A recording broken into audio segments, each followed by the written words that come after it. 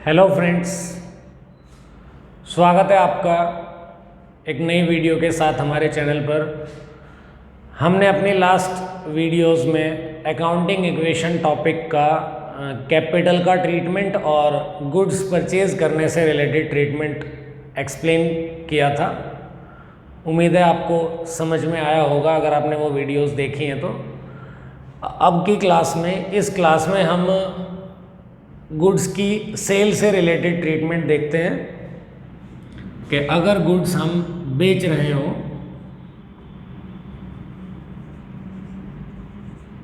तो accounting equation पे कैसा ट्रीटमेंट होगा, और अमाउंट रिसीव कर रहे हो अगर हम अपने डेटर से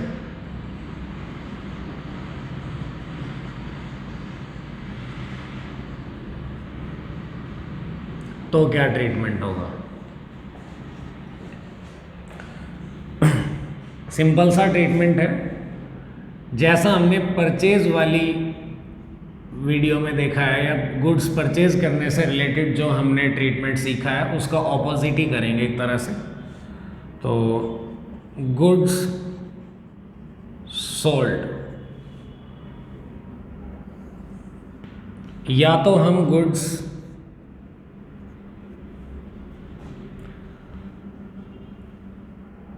कैश में सेल कर रहे होंगे, सॉरी फॉर कैश,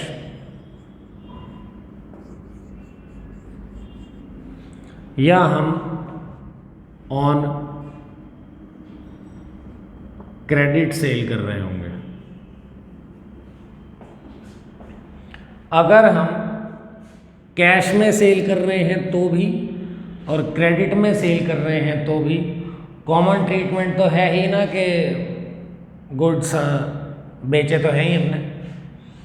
तो अगर हम कैश में सेल कर रहे हैं तो देखिए क्या ट्रीटमेंट होगा। असेट साइड कैश हमारा इंक्रीज कर जाएगा, ऐड कर देंगे कैश के नीचे हम जितने अमाउंट की हमारी सेल है नगद में उतने से कैश हमारा इंक्रीज कर जाएगा। मतलब यहां पर हम हमेशा सेल प्राइस लिखेंगे। अगला ट्रीटमेंट है एसेट साइड ही स्टॉक को हम डिक्रीज कर देंगे, क्योंकि अगर स्टॉक बिक गया है हमारा, सेल कर दिया है हमने, तो स्टॉक में से सामान माइनस हो गया है, डिक्रीज हो गया है, इसलिए स्टॉक में से माइनस कर देंगे। बट ध्यान में रखने वाली बात क्या है, यहाँ से हम कॉस्ट प्राइस माइनस करेंगे, सेल प्राइस का भी माइनस नहीं करेंगे, क्योंकि यहाँ पर जब लिखा ही कॉस्ट था तो माइनस भी कॉस्ट ही करेंगे। अब देखिए एग्जाम्पल लेते हैं कि ये सेल प्राइस मान लीजिए 6000 है और कॉस्ट प्राइस मान लीजिए 5000 है। तो असेट साइड ही दो ट्रीटमेंट तो हुए, एक बार ऐड एक बार less, but asset side increase तो कर रही है 6000 से और डिक्रीज हो रही है 5000 से, तो 1000 से एक्सेस इंक्रीज है, फालतू दिखा रखी है हमने असेट साइड 1000 रुपये से। तो इन 1000 रुपये का क्या करेंगे, लायबिलिटी साइड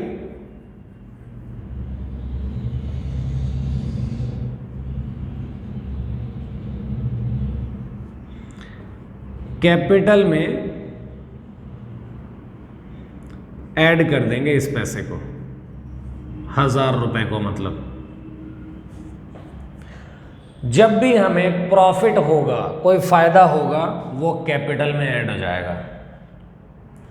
तो उम्मीद है क्लियर हुआ होगा आपको।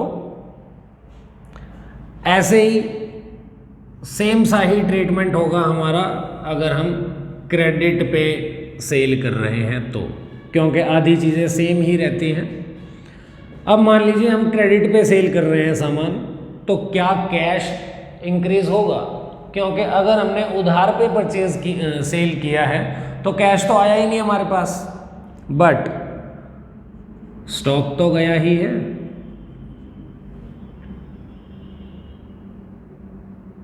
तो एसेट साइड स्टॉक में से जितने का सामान बिका है वो कॉस्ट प्राइस माइनस तो होगा ही, जैसे कैश सेल्स में हुआ है। अगर कैश इंक्रीज नहीं हुआ तो जब भी हम क्रेडिट पे सामान परचेज करते हैं तो डेटर्स अराइज हो जाते हैं हमारे, और डेटर्स भी एसेट ही होते हैं। तो एक नए नाम से ओपन कर देंगे डेटर के नाम से, और वो सेल वाला पैसा जो है वो डेटर में लिख देंगे, सेल प्राइस। आगे सेम के कॉस्ट प्राइस और सेल प्राइस का जो डिफरेंस है वो प्रॉफिट है हमारा, और प्रॉफिट हमेशा कैपिटल में ऐड होगा। तो लायबिलिटी साइड कैपिटल में ऐड कर देंगे। क्या ऐड कर देंगे? Profit part.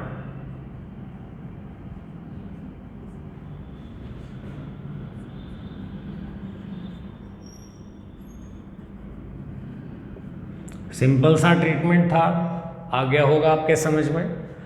कुछ ट्रांजैक्शंस कई बार इस तरह की लिखी हुई होती हैं कि सामान जितने का सेल किया है उसमें से हाफ कैश हमने रिसीव कर लिया है, हाफ नहीं किया है, तो वहाँ पे क्या होगा, कैश भी इंक्रीज हो जाएगा।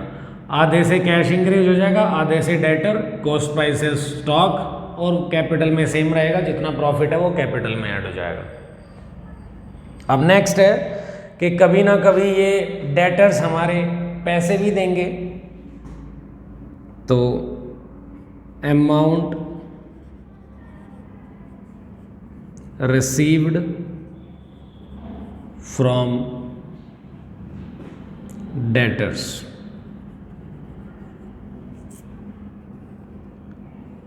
अगर हम डेटर से पैसा रिसीव कर रहे हैं तो क्या ट्रीटमेंट होगा? सेम वैसे ही कि या तो हम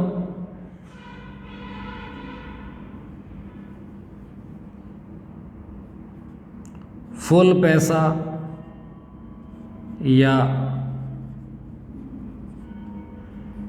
पार्शियल रिसिप्ट कर रहे होंगे, जितना क्वेश्चन ने कहा है कि पूरा पैसा दे दिया या इतना दिया है, या हम इन फुल सेटलमेंट रिसीव कर रहे होंगे, रिसीव्ड इन फुल सेटलमेंट।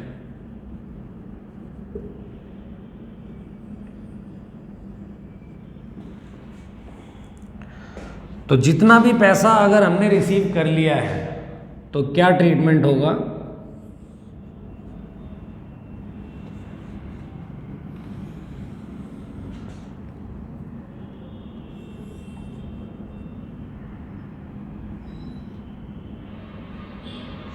उतने पैसे से एसेट साइड कैश हमारा इंक्रीज कर जाएगा, क्योंकि पैसा आया है हमारे पास, कैश हमारा इंक्रीज कर जाएगा। और उतने ही पैसे से एसेट साइड ही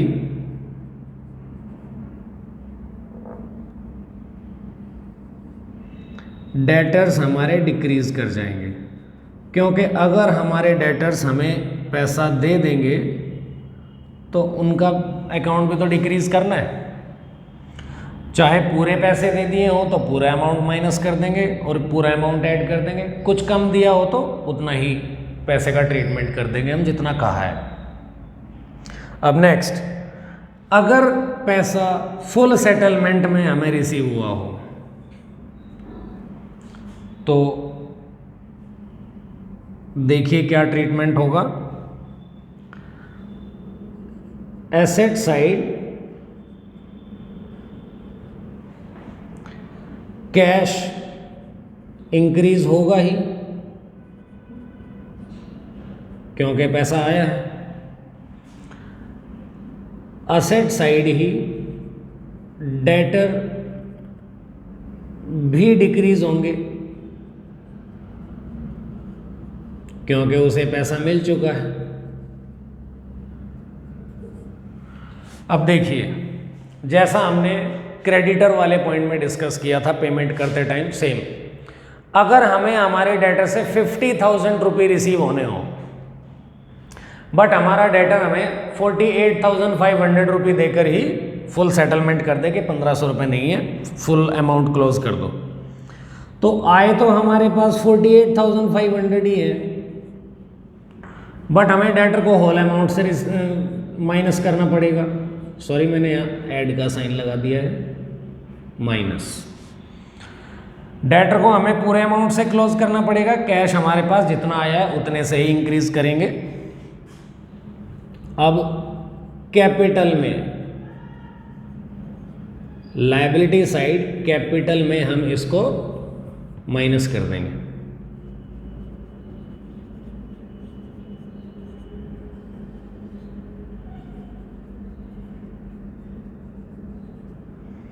लायबिलिटी साइड कैपिटल में से लेस हो जाएगा, कितना? 1,500 रुपये,